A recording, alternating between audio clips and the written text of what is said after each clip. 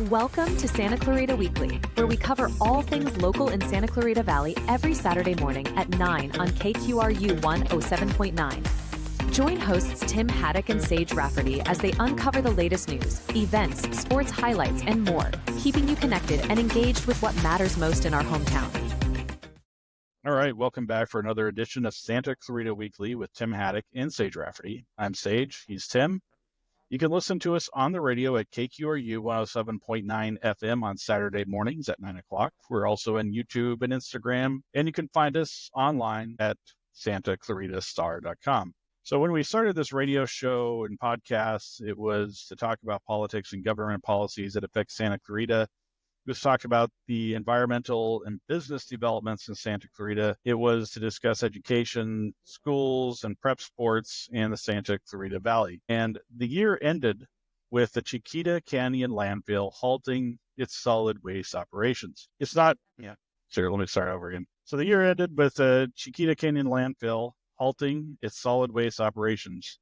It's not exactly completely shutting down because there's still a mess out there, but it's not going to accept any new waste or any waste at all. And it doesn't stop the waste already at the landfill from continuing to pollute the neighboring communities, but there won't be any more waste to add to that problem. So the Chiquita Canyon Landfill has been one of the biggest stories of the year. It has been monitored by a multi-agency task force headed by the Environmental Protection Agency for most of the year. It has been subjected to lawsuits from residents in the county that have been cited and warned for violating federal environmental pollution policies, and it has been blamed for causing health and safety concerns for people who live, work, and go to school near the landfill. So January 1st was the last day that the landfill was accepting waste. The landfill operators said that in an announcement that they would continue operations geared towards controlling the toxic odors that have been coming from the landfill as a result of an underground chemical reaction.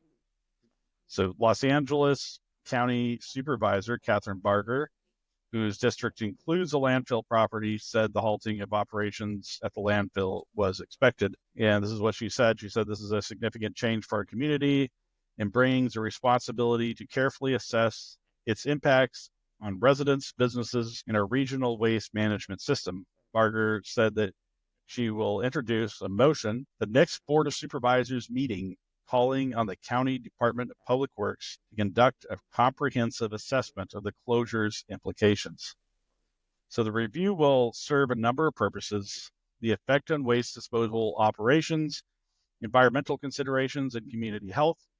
Barger said, "I'm committed to ensuring that this transition doesn't lead to any form of price gouging or unfair practices in waste management services. Protections must be in place to prevent increased financial burdens on our residents and businesses." So on the opening day of the new legislative session in December 2024, Pilar Schiavo introduced two key bills aimed at helping residents impacted by the ongoing health crisis at the Chiquita Canyon Landfill located within her district.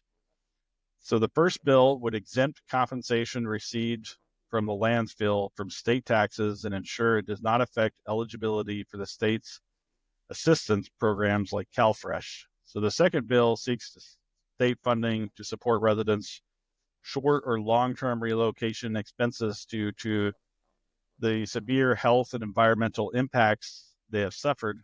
So she said the second bill seeks state funding to support residents' short or long-term relocation expenses due to the severe health and environmental impacts they have suffered. And she said in a press release, she said these bills are a step towards justice, relief, and ensuring no one has to choose between their health and their home. And I'm going to turn it over to Tim to talk about Saugus Union School District. Tim? Okay, so also in December, Colleen Hawkins, the superintendent of the Saugus Union School District, came under fire for her leadership in the district. It is coming mostly from a group called the Moms for Liberty, a collection of parents and community members with extreme conservative views. They want to ban books from schools and libraries, tried to remove 2 books from a book fair at Mountain View Elementary School earlier this year, and are trying to implement discriminatory policies toward gay and trans students in schools. That is just a slice of the extreme views the Moms for Liberty have. During the past couple of Saga School District Board meetings, members of the Moms for Liberty have publicly confronted Superintendent Hawkins with some unwarranted accusations. They blame her for closing Santa Clarita Elementary School, decreased enrollment in the district, and low morale among teachers and staff members. All of those things are out of the superintendent's control. Yet, the superintendent is being blamed for those decisions. Perhaps one of her roles as superintendent is to listen to the critics who question her decisions, but lately it has become abusive. Hawkins was a superintendent during the pandemic and guided the district successfully through remote learning, vaccine and mask mandates, and putting health protocols in place on campus once students returned. It was a challenging time for all superintendents and administrators in school districts throughout the country. For that alone, Hawkins should be celebrated. Instead, she has come under attack for having to make tough decisions in a community that is seeing declines in enrollment, fewer families in the district, and aging facilities and buildings on campuses. To put it simply, it's not an easy job. Rebecca Sewell Hinman, whose child was a student in the Saga School District, talked to us about the superintendent and what she has done for the district and the community. So let's start off with just a couple questions that I had for you about Colleen. Is the criticism warranted? She is being criticized by members of the Moms for Liberty. Why do you think they are concentrating on Colleen Hawkins? I think that they're concentrating on Dr. Hawkins because they think that she's pushing what they would call a liberal agenda. She's following state mandate. She's following the Association for American Psychologists and other teachers and learning programs to make or help our students learn. A lot of this has to do with inclusion, and inclusion has become a firebrand word. It's become, thought of as, everyone must get together. It's, LGBTQIA, all of this. Inclusion is more than that. It's allowing all students to learn, all students to be in the same classroom, regardless of learning abilities. And, this is productive for disabled students, for special education students that have IEPs, 504s, things like that, and having them mainstreamed in with other students. California does have a mandate to include everyone in education. And I think that maybe where some of the problems are arising is that the funding isn't always there to get the teachers what they need, whether it be supplies, furniture, things like that, to being able to put an aide in certain classrooms to help the teacher with the few students that may need that extra support or guidance so that they're not as disruptive in the class. So, part of that whole DEI, don't say DEI, diversity, I'm having a moment, it's equality and inclusion. Equality and inclusion, yes. Yeah. And, for some reason, those words have become dirty words and they shouldn't be. It's what makes us better people. So where do you think all of this originated from? When did it start, and who was the catalyst behind it? It's definitely started in the last 4 years, mask mandates, things like that. They really started nitpicking Colleen more, and I'm not exactly sure why, like what was the turning point or anything like that, but they've labeled her as a progressive who's trying to bring about change.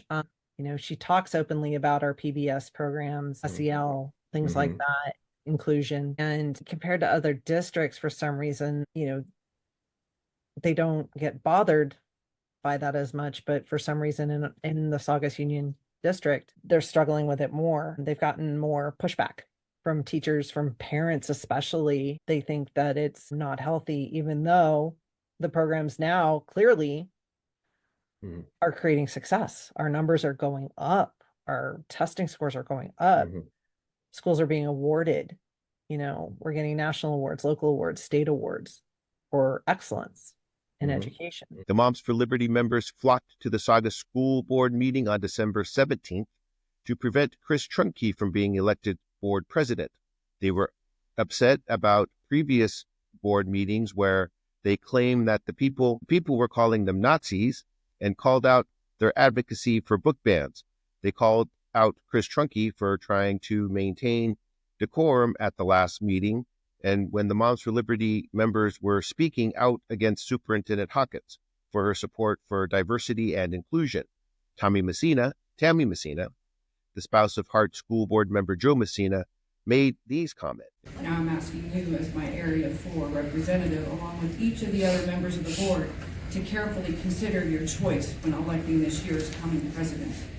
I know this is usually done in rotation, and Mr. Trunke is next in line for the presidency.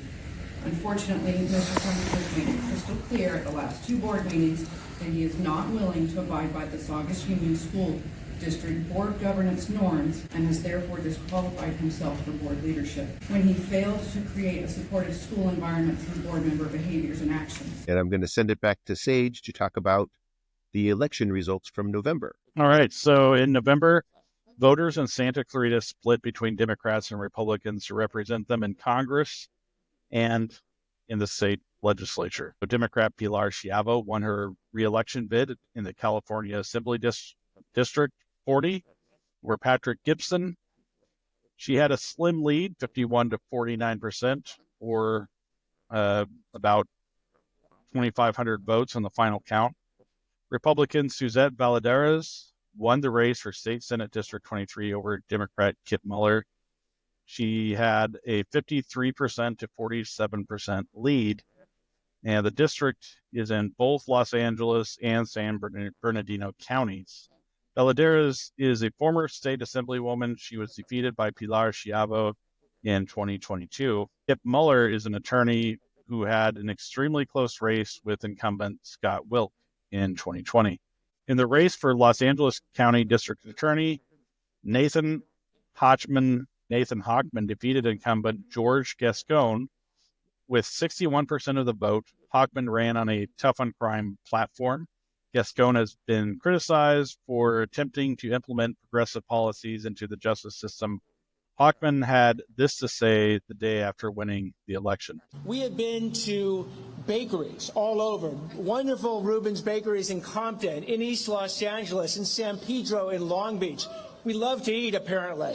And also, bakeries are getting hard hit by crime, so we want to visit the bakeries. In Santa Clarita, in the Antelope Valley, in Santa Monica, Rosemead, Artesia, Glendale, Burbank. This is an amazing county, and we have been on this magical journey. We've met with Black, White, Latino, Asian groups. We've been in Sikh-Guadraras, Hindu temples, synagogues. We've been in mosques. We have been in Black churches, Korean churches, Latino churches, Armenian churches, evangelical churches, traveling all over this amazing county, meeting with thousands of people. And the message has constantly been clear. Enough is enough. Enough is enough. They have looked at their safety. And this is safety. It turns out that safety is a crossover issue in our political environment amongst the demographics out there and the geographics out there, that everyone wants to have a safe environment for themselves and their family.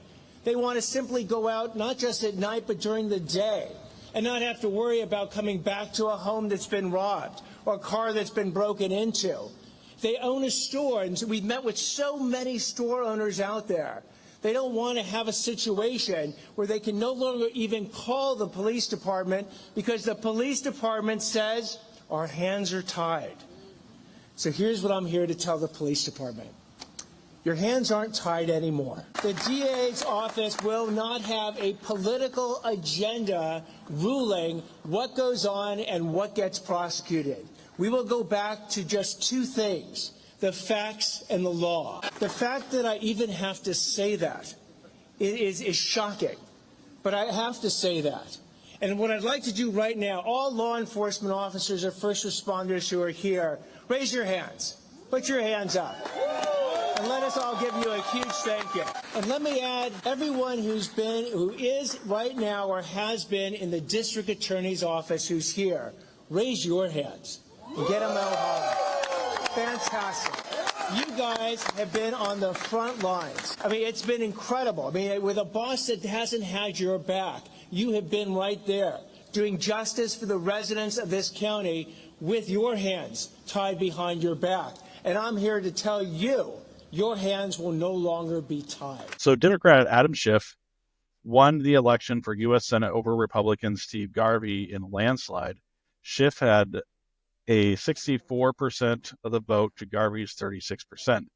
So Democrat George Whitesides won the election for District 27 in the U.S. Congress, defeating incumbent Republican Mike Garcia and flipped a seat in the House of Representatives. Garcia was considered an ally of now President-elect Donald Trump and part of the MAGA movement. So Whitesides ran a campaign on creating jobs in his district and using his experience working with NASA and other government agencies connected to the Santa Clarita and Antelope Valleys. Los Angeles County voters approved Measure G in the election, and the county board of supervisors is laying the foundation for putting it into motion.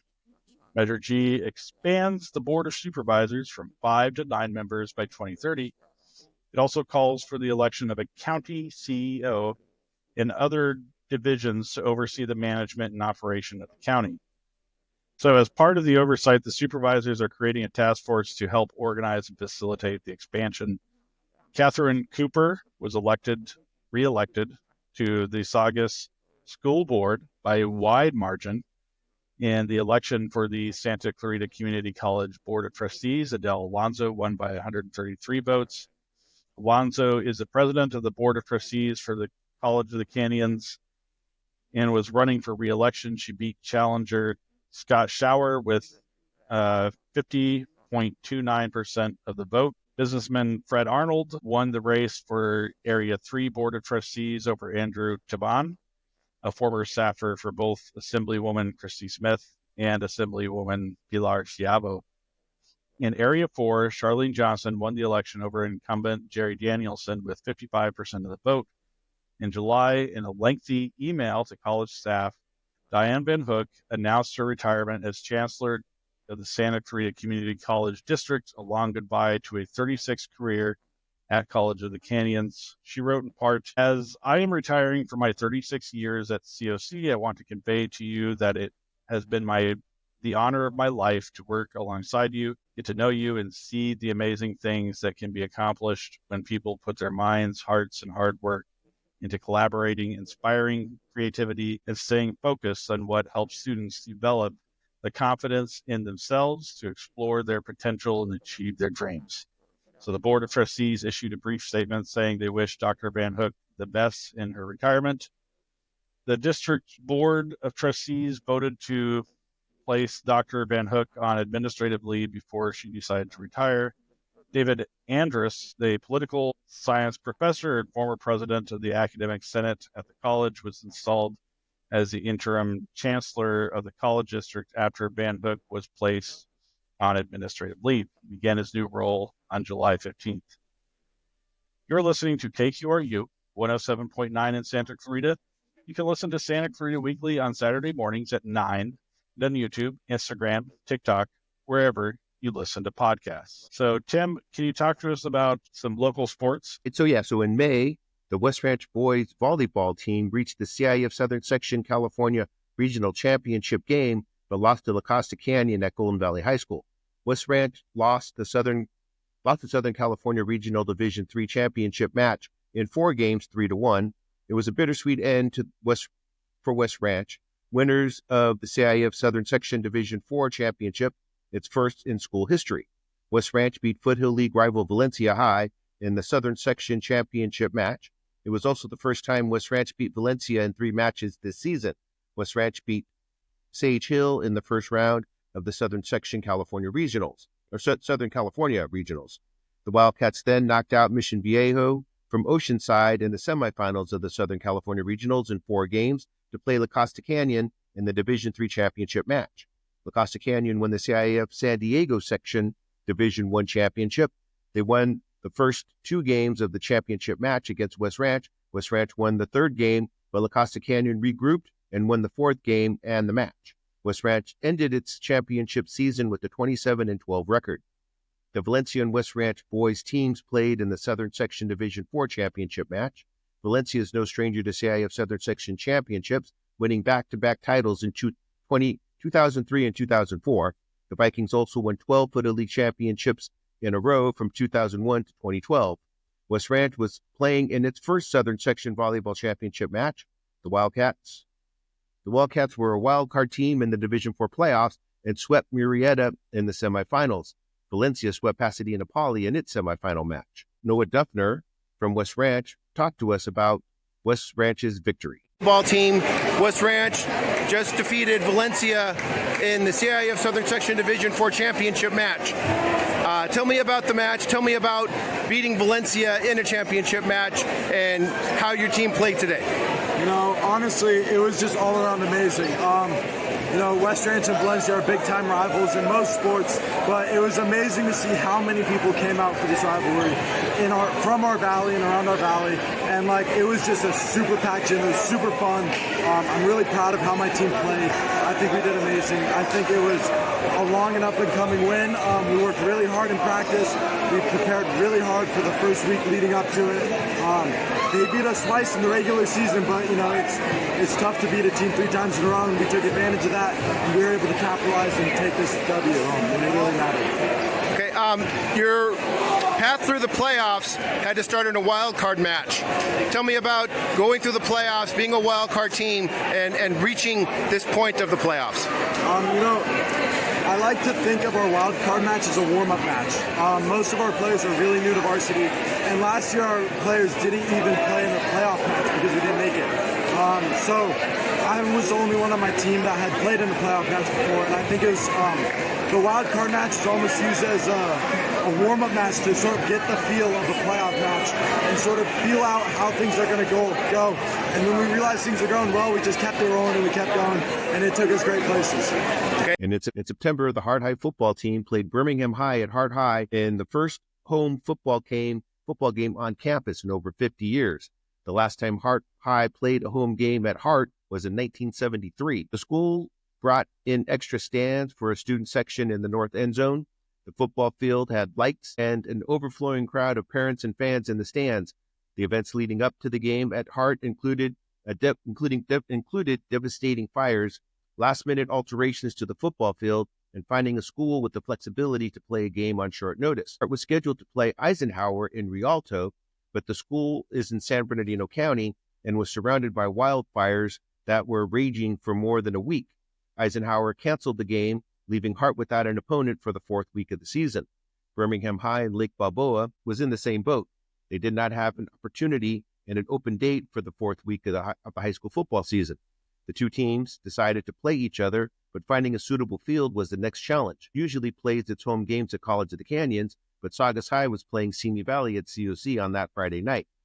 The Hart administration and the district decided to turn the Hart home field into an impromptu site for a night football game.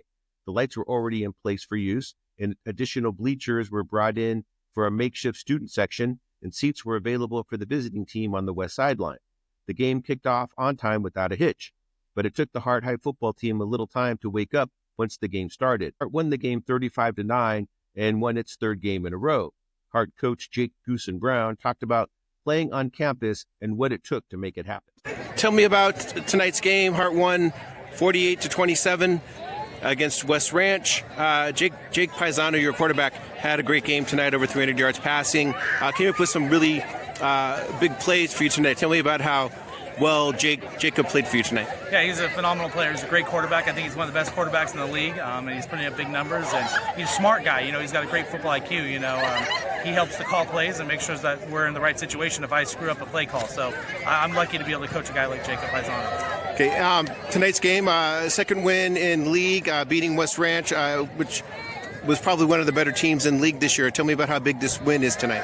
Yeah, it's a great win for the program. It's great for these kids. They work in their butts off, so for them to come out and have the opportunity to compete and then win in the end is great for them. So I'm excited for them and all the work paying off that they've been putting in.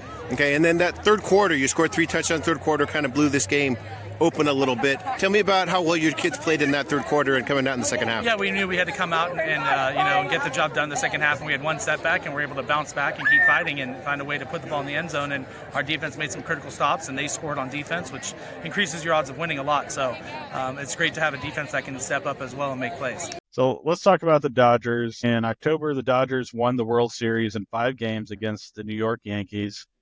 It was a wild finish to the series, with the Dodgers erasing a 5-run deficit to win Game 5 and end the series in Yankee Stadium. The Dodgers were down 5-0 in the 5th inning.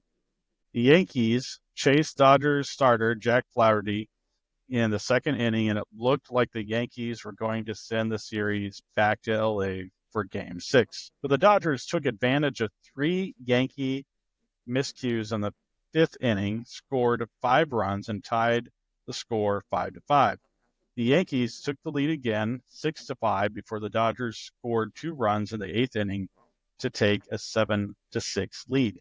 Mookie Betts drove in the go-ahead run in the 8th inning. The Dodgers brought in Walker Buehler to pitch the 9th inning and ended the series. Freddie Freeman was the World Series MVP. He drove in 12 runs and hit 4 home runs in the series. His grand slam in Game 1 was the decisive blow for the Dodgers in a 6-3 win. Now I'm going to turn it over to Tim to talk about volleyball. Tim? Right. Yeah. So the West Ranch boys volleyball team wasn't the only team that made a deep playoff run. The Canyon High girls volleyball team played Corona in the championship match of the CIF Southern Section Division 5 playoffs, but they lost. Canyon swept the Valencia girls volleyball team in the semifinals to reach the championship match. Canyon was the 4th place team from the Foothill League, and Corona was an at-large playoff team from the Big 8 League. Canyon beat Weisburn Da Vinci in the first round, St. Anthony in the second round, and Flint Ridge Prep in the quarterfinals. The Canyon High Valencia girls, Valencia High, and Saugus High girls volleyball teams earned spots in the CIF state playoffs, but all lost to the first round. The Canyon girls volleyball team lost to El Cajon in 3 games in the Division 3 playoffs. Canyon was the 10th seeded team in the playoffs. Before the CIF state playoffs started, the Canyon girls reached the championship match of the CIF Southern Section Division 5 playoffs and lost to Corona in 5 games. The Valencia girls, the 12th seeded team, lost to Corona in 5 games in the Division 3 state playoff. All right. So I hope you all enjoyed our end of the year, beginning of the year episode, I guess. Now is a new year, but we're reviewing our last year. But that's our show. So tune in next week for more discussions about the news from Santa Clarita. You can listen to us on the radio at KQRU 107.9 FM at 9 on Saturday mornings. And you can also watch us on YouTube, TikTok, Instagram, and listen to us on SantaClaritaStar.com, wherever you listen to podcasts. So leave us a comment and be sure to subscribe to Santa Clarita Weekly online. Thank you for listening and have a great week. Thank you for listening to Santa Clarita Weekly. You can watch the show on Santa Clarita Star's YouTube channel and Facebook page, as well as listen in on the radio at KQRU 107.9. Visit SantaClaritaStar.com for more content and tune in right here to KQRU 107.9. A new voice for Santa Clarita.